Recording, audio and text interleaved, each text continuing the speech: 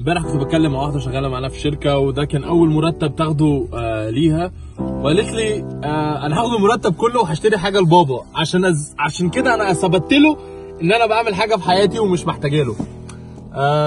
حاجه بسطتني، وفي نفس الوقت قلت لها دي حاجه جميله جدا، بس انت مش لازم تثبتي له حاجه، مش لازم تثبتوا، مش لازم تعيشوا عشان تثبتوا للناس حاجات تانية، بالذات باباكم ومامتكم وكده.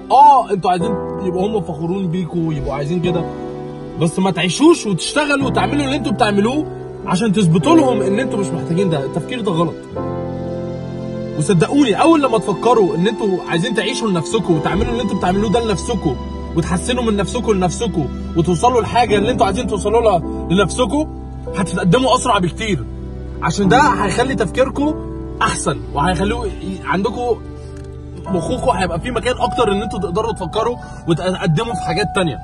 فبطلوا تعيشوا للناس التانية، بطلوا تعيشوا عشان تثبتوا للناس التانية ان انتوا مش محتاجين تعملوا ده وتوصلوا لده. انا كنت كده زمان، وساعات بيحصل لي ده ان انا عايز اثبت للناس حاجات ان انا اقدر اعملها، بس التفكير ده غلط يا جماعه. You're enough، انتوا كفايه. Be proud of yourself, believe in yourself.